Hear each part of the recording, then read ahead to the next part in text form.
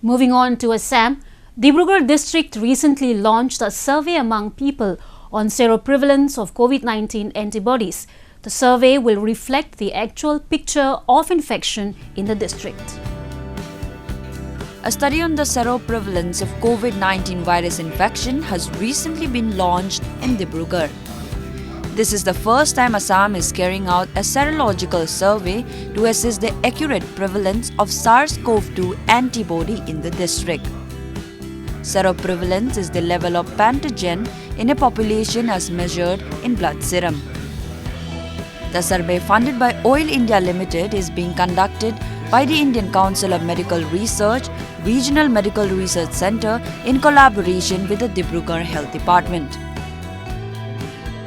कोविड-19 का जो स्प्रेड है वो डिब्रूगढ़ ज़िले में किस तरह से हुआ है, एंटीबॉडी का प्रेजेंस कैसा है, आगे का फ्यूचर कैसे होगा। वो पॉजिटिव केसेस हमारे अभी तक 14,000 प्लस हो चुके हैं, एग्जैक्ट फिगर आप ले लीजिएगा, और रिकवरी रेट भी ऑलमोस्ट 98% हो गया है अभी।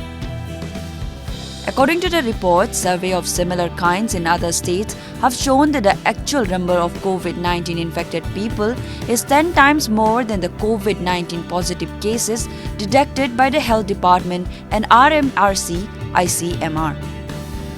Experts who attended the meeting termed it as a big step towards information gathering on COVID-19. Actually, ICMR has already taken serosurveillance study all over India. The second phase is already over, and they have covered around 70 districts all over India. And with that, we know that around 10.5% people are already infected with COVID-19 in Assam. According to medical officials, blood samples will be collected from people from 60 clusters of Dibrugarh, out of which 30 clusters will be from rural and the rest 30 from urban areas of the district. A total of 1,200 samples out of 15 lakh population of the district will be collected, with 20 from each cluster.